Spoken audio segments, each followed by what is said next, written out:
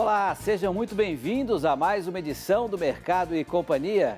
Vamos aos destaques desta terça-feira, dia 4 de agosto. Exportação de carne bovina in natura atinge recorde para o mês de julho. Resultado é o segundo melhor da série histórica. Em Mato Grosso, safra de soja 2021 deve atingir área recorde no estado e ultrapassar pela primeira vez a marca de 10 milhões de hectares. Na América do Sul, o número de queimadas cresce 44% nos primeiros 7 meses do ano. No Brasil, a alta chega a 4%, segundo o Embrapa Territorial. E mais, o Ministério da Agricultura começa hoje a auditoria para a retirada da vacina contra a febre aftosa no Rio Grande do Sul. Departamento de Agricultura dos Estados Unidos aumenta índice de lavouras de soja em boas e excelentes condições no país. Tem ainda as cotações, a sua participação e muito mais. O Mercado e Companhia já está no ar. As exportações de carne bovina in natura do Brasil bateram um recorde para o mês de julho. O resultado foi o segundo melhor da série histórica e também o maior volume embarcado da proteína em 2020. Os dados foram divulgados ontem pela Secretaria de Comércio Exterior do Ministério da Economia. As exportações de carne bovina in natura totalizaram 169.250 toneladas em julho. É o melhor resultado para o mês de julho e o segundo maior da série histórica. De acordo com os dados da SECEX, este também é o maior volume embarcado no ano. Na comparação com o mesmo período do ano passado, houve crescimento de 27,1% nos embarques da proteína. Em relação à carne suína, o resultado também foi o melhor para o mês de julho e o segundo maior na base histórica. O volume embarcado chegou a 90.220 toneladas, um crescimento anual de 46,7%.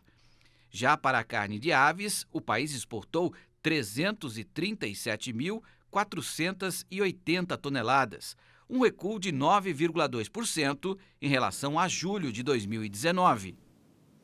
E sobre esse bom desempenho das exportações de carne bovina, vamos conversar agora com o César de Castro, analista do Itaú BBA. Boa tarde, César. O que motivou essa alta nas exportações são os mesmos motivos do recorde de junho? Sim, boa tarde. Sim, acho que é mais da mesma história, né?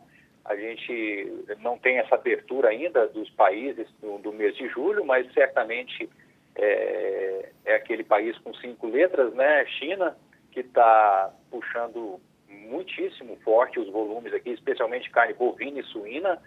A gente nota um dinamismo um pouco menor no frango, né? Em função de uma menor necessidade deles uma certa dificuldade em outros mercados aí do frango, né? Casos dos Emirados Árabes, Arábia Saudita, África do Sul. Então, enquanto a gente tem um crescimento aí muito forte de aves e de bovinos e suínos, a gente tem no complexo de aves um pouco menos de dinamismo. Agora, César, tradicionalmente, o segundo semestre, a gente tem um aumento, né, no volume de exportação de carne bovina. Essa tendência também agora para o restante do ano, a tendência é que agosto a gente supere o recorde de julho, como julho superou de junho? Olha, por muito pouco o número, no caso da carne bovina, e também para o suíno, não foi o melhor de todos os tempos. Foi o melhor julho, sim, mas não o melhor de todos os tempos, né? A gente teve o mês de outubro do ano passado um pouco mais alto do que esse julho desse ano. Pessoalmente, eu acho que se a gente tiver um volume andando de lado aí, né, nesse patamar muitíssimo alto, já vai ser altamente satisfatório. Então, achar que isso vai continuar subindo, eu pessoalmente eu trabalho com uma curva, vamos dizer assim, de lado aí nos volumes, que eu acho bastante razoável. E isso vai significar aí uns quase 10% de crescimento na exportação de carne bovina e o suíno por volta de 35%, se a gente manter os volumes, né? Então, eu trabalharia mais com esse cenário, que ainda assim vai ser um fluxo excepcional, sem dúvida, né, de suíno, alcançando aí 1 milhão de toneladas no ano E para a carne bovina também esses 10% de crescimento é bastante satisfatório. E lembrando que a gente está com uma oferta restrita, né, de bovinos, então também é difícil crescer ad eterno, né? Agora, César, além do crescimento no volume de exportação, houve um registro também do aumento do volume de faturamento, né? Ou seja, com um preço muito interessante para o produtor brasileiro, inclusive batendo recorde, me parece que na carcaça, né? No volume da tonelada. Eu queria que você falasse um pouco sobre a composição de preço a partir de agora. A gente tende a ter uma arroba ainda valorizado por conta desse cenário? Olha, os preços de exportação em dólares, né, eles têm caído, mas a gente tem tido uma enorme desvalorização cambial, né, comparada ao ano passado, que tem mais que compensado essa queda em dólares.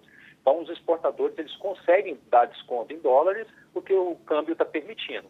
Então, para que isso continue, a gente teria que ter novas desvalorizações, tá? Então, não vamos entrar nessa seara aqui. Vamos falar do preço ao produtor. Com esse cenário muito bom aí para as exportações do segundo semestre, né, especialmente para a pecuária de corte, que vai ter também uma entre-safra, inevitavelmente, a oferta está muito baixa e a gente tem seca na maior parte do país. A tendência é de preços firmes, né? A gente aposta nisso. Agora, a curva futura do boi, ela está de lado, né? O flat no jargão do mercado. O que isso quer dizer? Quer dizer que o mercado não está apostando que essa entre-safra, ou seja, essa escassez de animais no segundo semestre em relação ao primeiro, maior, em que em geral existe, e também a demanda de final de ano não irão sobrepor esses preços que já tem hoje aí por volta de 230 por arroba. Eu acho talvez uma aposta arriscada, né? Porque a gente, quase todo ano, a gente tem um efeito de entre-safra e tem uma boa demanda de final de ano. Mas, sem dúvida, a grande variável é a China. Se eles mantiverem o ritmo, eu acho que sim, a gente pode subir ainda mais aí nos preços. Mas se tiver qualquer redução do ritmo de compra, isso pode dar uma segurada lá na frente. De qualquer forma, dado o cenário da China, eu acredito que eles devem continuar comprando bons volumes e isso desenha um cenário bem interessante para o produtor de bovinos e para o suíno também, né, que é muito grande a escassez de carne suína. O cenário de frango eu estou um pouco mais cauteloso, me preocupa um pouco mais, porque o setor está aumentando o ritmo de produção e a gente não vê um dinamismo tão grande assim na exportação, né? Pelo contrário, não está crescendo nada no acumulado do ano, né? É um cenário um pouco mais desafiador, apesar do fluxo para a China estar bom e está compensando os que estão caindo, né? César, em relação à China que você citou, eu li um estudo que já em 2020 a projeção é de um volume de importação de carne bovina de 8 milhões de toneladas, superando em 3 milhões o que foi em 2019. Isso demonstra um apetite maior do chinês pela carne bovina por conta esse movimento de ocidentalização, né? O chinês começando a gostar mais da carne bovina. Como é que fica o Brasil nesse tipo de cenário, né? A gente tem aí um volume de 35% de exportação de carne, 65% mais ou menos de consumo interno. Você acha que esses percentuais podem começar a mudar a médio e a longo prazo por conta desse novo cenário? Olha, esse cenário ele é muito positivo para o produtor, né, no próximo ano, porque a gente sabe que a carne bovina ela está ocupando um pedaço da carne suína. O ano que vem eles já devem ter alguma reação da produção de carne suína mais pequena, muito longe dos níveis que consumiam, né, antes da peste suína africana. E a enorme escassez de bezerros que a gente está vendo esse ano será a escassez de bois no ano que vem. Então, se a gente tiver um cenário muito forte para exportação, né, com a ampla demanda da China e uma oferta de animais prontos para abate restrita, é um cenário, uma combinação interessante para o produtor. Mas tudo tem um porém, né, eu chamo a atenção que a concentração no mercado chinês ela vai crescer muito, ela já é bastante elevada, né, já absorve 60% da exportação total, se incluirmos Hong Kong. E se esse cenário se consolida, o ano que vem a gente vai estar mais dependente da China ainda. Isso é bom quando está tudo bem, mas é um pouco preocupante porque a gente fica na mão de um cliente só, né? De qualquer forma, eu acho que é um cenário para o produtor bastante positivo. Tá bom, César Castro, analista da BBA Itaú, obrigado pela sua participação aí. Espero te ver pessoalmente em breve aí para outras reportagens, tá bom, César? Obrigado, foi um prazer, também espero. Valeu. Bom, no início do programa você acompanhou aqui o desempenho das exportações de carnes no último mês, né, no mês de julho, com destaque para a carne bovina in natura. Já em relação aos grãos, os embarques de soja atingiram o melhor volume para o mês de julho, enquanto o milho registrou recuo. Veja os detalhes. As exportações de soja atingiram o melhor julho da história, com 10 milhões e 373 mil toneladas, um aumento de 39,4% na comparação anual. Já no caso do milho, o volume embarcado foi de 4 milhões 153 mil e 400 toneladas, um recuo de 29,9% ante julho de 2019. Em Mato Grosso, a safra de soja 2021 deve atingir uma área recorde e ultrapassar pela primeira vez a marca de 10 milhões de hectares. Quem tem os detalhes do otimismo dos produtores é o jornalista Luiz Patroni, direto de Cuiabá. Patroni, a nova estimativa aí do IMEA prevê um aumento maior do que era esperado? Boa tarde.